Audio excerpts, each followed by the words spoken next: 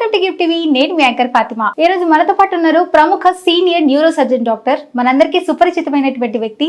ఆయనే మరెవరో కాదు, డాక్టర్ పి రంగనాథం గారు మనతో పాటు ఉన్నారు. సార్ నరిగి మరిన్ని వివరాలు తెలుసుకుందాం. నమస్తే సార్. నమస్తే. ఎలా ఉన్నారు సార్? బాగున్నాను సార్. ఈరోజు మన టాపిక్ ఏంటంటే న్యూరోలింక్ గురించి సార్. ప్రపంచంలోని చాలా ప్రభావితం చేసినటువంటి ఎలన్ మాస్క్ గారు న్యూరోలింక్ అని చెప్పి ఒకటి కనిపెట్టారు చిప్. అది రీసెంట్గా ఇంజెక్ట్ చేశారంట ఒక పర్సన్కి. దాని గురించి వివరించుతారా? న్యూరోలింక్ అన్నది ఒక న్యూరో టెక్నాలజీ కంపెనీ, ఒక స్టార్టప్ కంపెనీ. ఎలాన్ మస్క్ గారు ఎన్నో పెట్టాడు అలాంటివి. ఈ న్యూరోలింక్ అన్నది మాత్రం ఇంకొక కొత్త మెదడు, దాని తాలూకా సాంకేతికకు సంబంధించి చాలా చాలా గొప్ప కంపెనీ. అది స్టార్టప్.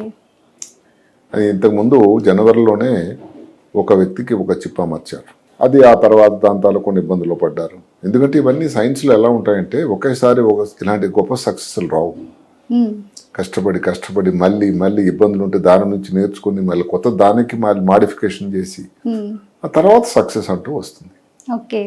నిజానికి జనవరిలో ఈ వార్త బయటకు వచ్చినప్పుడు కొన్ని ప్రోగ్రాములు నేను అప్పుడు కూడా చేశాను.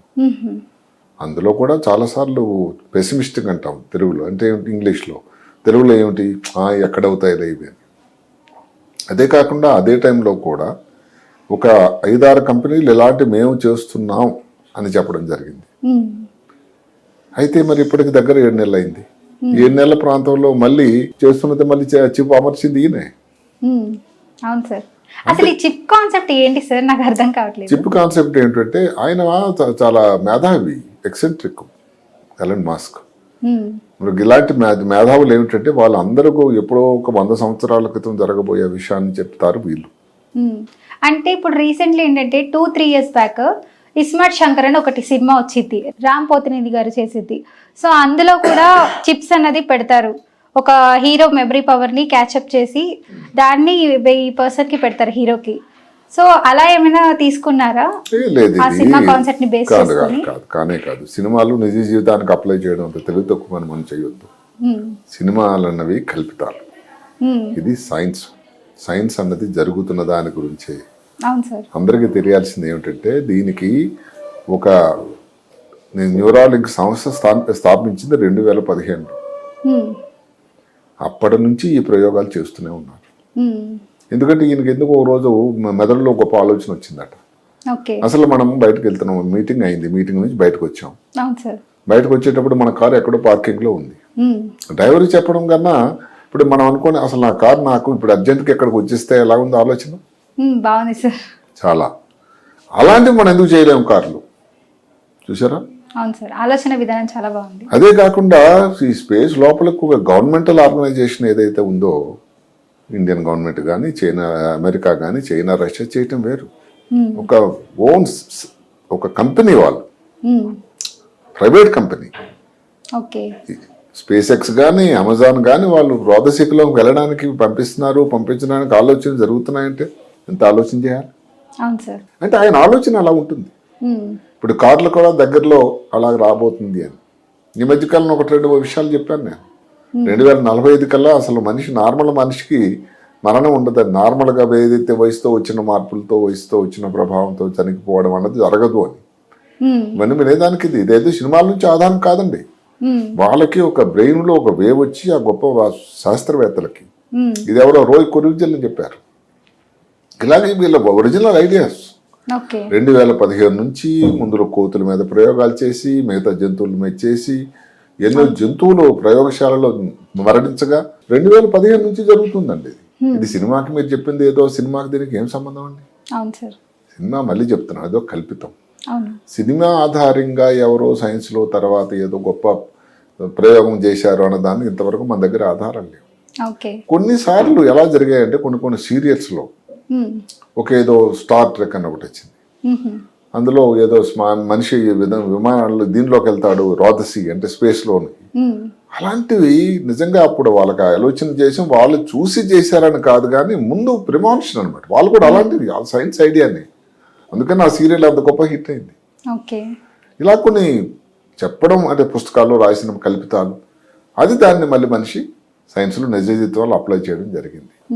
మొత్తానికి ఏంటంటే ఇందులో 2015 నుంచి ఈ గొప్ప ప్రయోగశాలలో ఎన్నో ప్రయత్నాలు చేసి కష్టాలకు అందులో ఏమిటి ఎనిమల్ రైట్స్ వాళ్ళు ఉంటారండి. అవును సార్. అంటే ఎవరైనా ఎనిమల్ చనిపోతే ఇంటి దగ్గర పిల్లలకి ఏమైంది దేవుడు రాగం, కానీ ఈ ఎనిమల్ రైట్స్ వాళ్ళు చాలా దానికి గొడవ చేస్తారు, కొట్లాడతారు. అలాగే ఎలాంటి మస్క్ మీద ఎంతమంది కేసులు వేశారు అవును సార్ జరిగిపోతున్నాయి అని, దానివల్ల ప్రయోగాలు చేయడం ఎంతవరకు శపం అని. అయితే అందరూ గమనించాల్సింది సైన్స్ ప్రగతి అన్నది ముందు ల్యాబ్లోనే చేస్తే కదండి. ఇప్పుడు ఏదైనా మందే వచ్చింది అనుకోండి, ఏదైనా మందు డైరెక్ట్ గా కోవిడ్ వ్యాక్సిన్ తీసుకొచ్చి ఏదైనా ప్రాబ్లం అయితే ఇన్ని లక్షల మందికి ప్రాబ్లం తగ్గిన తర్వాత మన ఏవో కాంప్లికేషన్ వస్తే అది పెద్ద న్యూస్ అయిపోయింది కోవిషీల్డ్ వల్ల. అందువల్ల సైన్స్ అన్నది దాని తాలూకా చాలా గొప్ప మానవాళికి ఉపయోగం ఉంది, దానివల్ల ఇబ్బంది కూడా ఉంటుంది. డిసడ్వాంటేజ్ చాలా చాలా చాలా తక్కువ, అడ్వాంటేజ్ అన్నది చాలా ఎక్కువ. ఇప్పుడు చిప్ అమర్చడం గురించి అతనికి ఎట్లాగో ఒక ఆలోచన వచ్చింది. ఎంతమంది కాలు చేతులు పడిపోతున్నారు, నడవలేకపోతుంది, యాక్సిడెంట్ అయింది, మెదడులో ఇంకేదైనా వ్యాధి వచ్చింది, ALS ఉంది, అమైట్రాఫిక్ స్క్లెరోసిస్, కాలు చేతులు కదపట్లేదు, వాళ్ళ జీవితాంతం ఇంక ఏమిటి వాళ్ళ పరిస్థితి? సరే, ఇంకొక చిప్ అనేది కూడా అమర్చారు అంటున్నారు, దానికి దీనికి అసలు డిఫరెన్స్ ఏంటి అసలు? అంటే ఆ చిప్ ఏమిటంటే దానిలో 10 అంటే 1040 ఎలక్ట్రోడ్స్ చిన్నవి దారపోగులు సమానం. ఓకే. చిప్ అమర్చి మెదడుకి బ్రెయిన్కి మధ్య సర్ఫేస్ లోపల, అందుకే దాని పేరు బ్రెయిన్ కంప్యూటర్ ఇంటర్ఫేస్. అంటే రెండు చోట్ల కలిసే చోటలో ఉండేటువంటి ఒక చిప్ అమరిక చేశారు. చాలా గొప్ప ప్రయత్నం. అందులో లీడ్స్ ఉంటాయి, మైక్రో లీడ్, చిన్నవి, దారపోగుల కంటే సన్నవి. 1040 ఆయన చేసింది మొట్టమొదటి. 1040 చిన్నవి. Great sir. దాంట్లో ఈ ఏవైతే తరంగాలు, మెదడు తాలూకు తరంగాలు వచ్చి ఆ మనిషి కదలికి ఏదైతే ఉపయోగపడడానికి మనసు లోపల తయారై, అంటే ఒక ఆలోచన వస్తుంది అటు, నేను ఇప్పుడు అక్కడ ఉంది ఎదురుగా కర్సర్ కదపాలి, కదపలేని పరిస్థితి, తన ఆలోచన ద్వారా కదుపుతున్నాడు. దానికి ఈ చిప్పు ఉపయోగం పడింది. చిప్పు నుంచి వచ్చినటువంటి ఆలోచనని యాక్షన్ గా పని లోపల మార్చేటువంటి గొప్ప అది వినడానికి చాలా విచిత్రంగా ఉంది, కానీ ఆయన సాధ్యం అన్నట్టు చేశాడు. ఎంతవరకు అంటే ఇప్పుడు మొట్టమొదటి ఆపరేషన్ చేయించుకున్నటువంటి వ్యక్తి నోలాండ్ అని, ఏదన్నా ఒక ల్యాప్టాప్ లేకపోతే టాబ్లెట్ ను వాడాలంటే నోట్ లోపల ఒక చిన్న టిక్లాడిది పెట్టి దానితో చేయగలిగేవాడు, చేయకముందు, ఏది చిప్ అమర్చక ముందు. ఇప్పుడు ఆయన పరిస్థితి ఏమిటి? ఇప్పుడు ఏం స్టిక్ అవసరం లేదే, కంప్యూటర్ మీద తనకి ఏదైనా కావాలంటే దాన్ని కంప్యూటర్ కదల్చాలంటే మార్చాలంటే కర్సర్తో చేయగలుగుతున్నాడు. ఏది చేతులు కదలక లేకుండా ఏదైతే ఉందో డివైస్లన్నీ కలుపుతున్నాడు, సోషల్ మీడియాలను పోస్టులన్నీ చేస్తున్నాడు, వీడియో గేమ్స్ ఆడుతున్నాడు. అంటే ఏమిటి? ఇప్పుడు అతనితో ఇంటర్వ్యూ మళ్ళీ చేసి ఆయన కూడా ఈ రెండోసారి చిప్ తర్వాత ఎలన్ మస్క్ ఆయన కూడా సంభాషించాడు పోడ్కాస్ట్ లో. ఆయనకు అడిగితే అదే చెప్పాడు, ఇప్పుడు నేను మోర్ ఇండిపెండెంట్ గా ఉన్నాను, అంటే నేను ఇంకా దాని మీద స్టిక్ మీద దాని మీద లేదు, దానివల్ల నాకు చాలా కాన్ఫిడెన్స్ వచ్చింది. అంటే నేను చాలా వరకు ఇంకా మమేకం, ప్రజల్లో మమేకం అవ్వగలను, మిగతా వాళ్ళకి నేను చిన్న చిన్న పనులను చేయగలను అనేటువంటి ఒక నమ్మకం, ఒక సంతృప్తి నాకు కలిగింది. ఒక హెల్తీ పర్సన్ కి ఈక్వల్ గా ఉన్నారు ఆయన. అది ఇప్పుడు రెండో పేషెంట్ గురించి మీరు అడిగారు. రెండో పేషెంట్ కొన్ని రోజులుగా ఒక వారం క్రితం జరిగింది.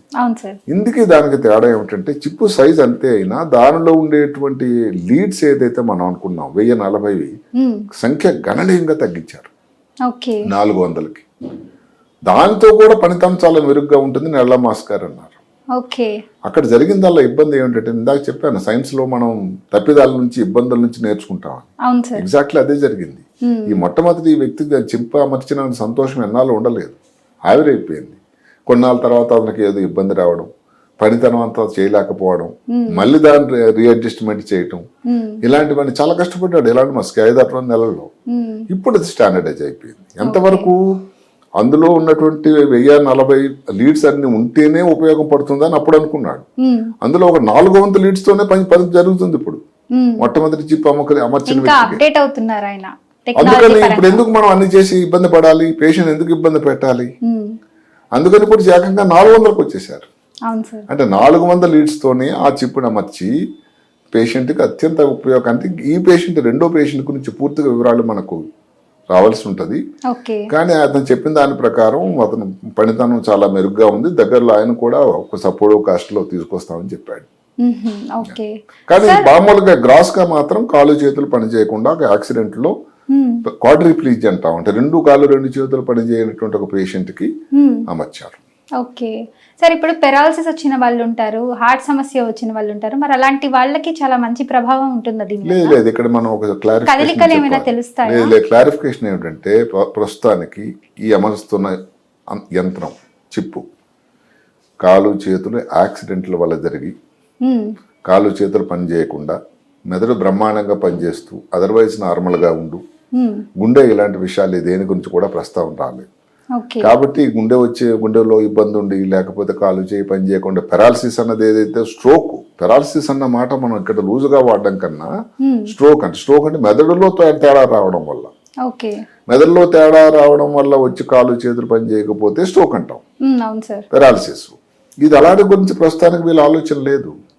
యాక్సిడెంట్ వల్ల కాలు చేయి పని చేయకుండా అలాంటి వాళ్ళ కోసం మెదడు అదర్వైజ్ నార్మల్ గా ఉండి అప్పుడు మెదడులో ఆలోచనలు రావాలి, మెదడులో ఆలోచన అదర్వైజ్ యాక్టివ్గా ఉండాలి, వాళ్ళకి ఈ చిప్పు పనిచేస్తుంది అని ఆలోచన. అదే కాకుండా ఇంకొక ఆయన చెప్పాను కదా ఇక్కడ ఆర్టిఫిషియల్ ఇంటెలిజెన్స్ గురించి వాటితో మాట్లాడుతూ ముందు ఆర్టిఫిషియల్ ఇంటెలిజెన్స్ కూడా దానికి ఇన్పుట్స్ ఉండాలి. అంటే ఏమిటి, ఇంకా ఎక్కువ ఇన్ఫర్మేషన్ దాని దగ్గర ఉంటేనే ఆర్టిఫిషియల్ ఇంటెలిజెన్స్ బాగా పనిచేస్తుంది. అవును సార్.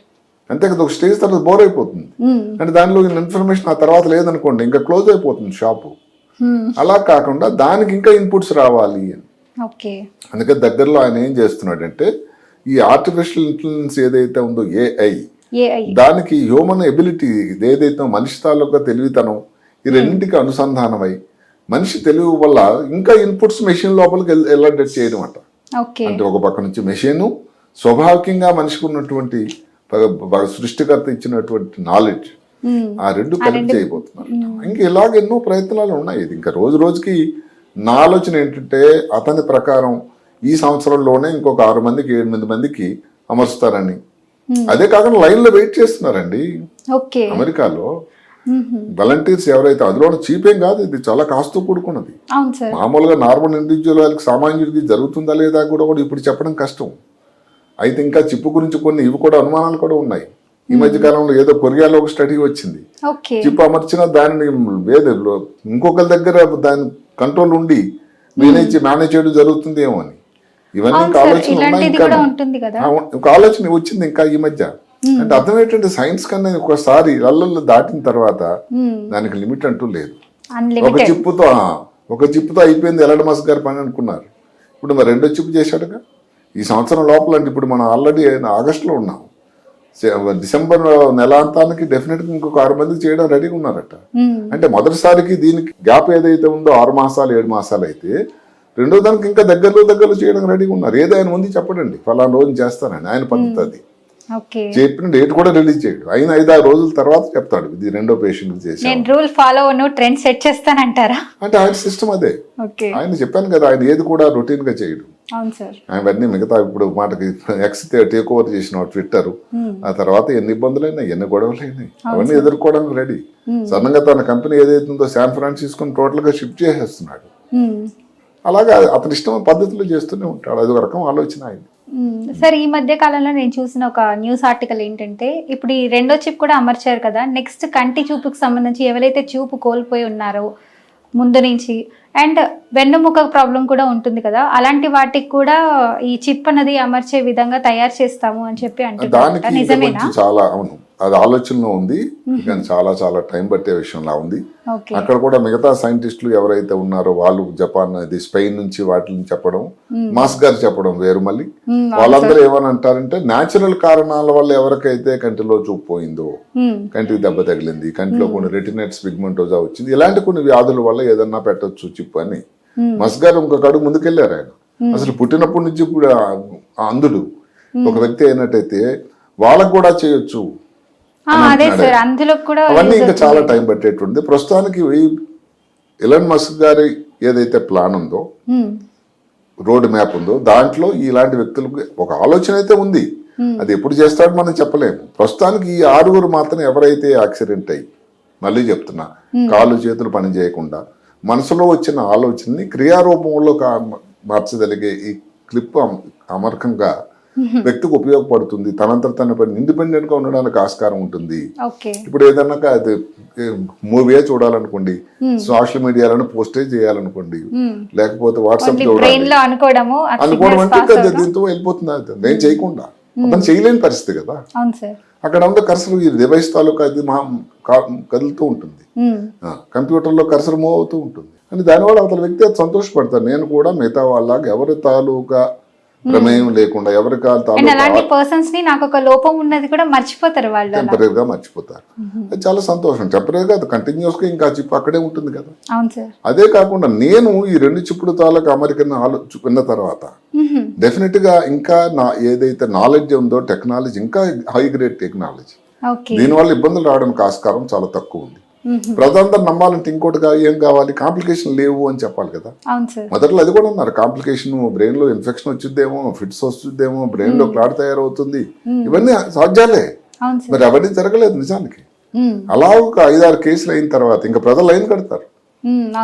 ఎందుకంటే కాలు చేతులు అంతే కదా, కాలు చేతులు పని చేయకుండా అచేతనంగా ఉండేవాళ్ళు లక్షలాది మంది ప్రపంచంలో.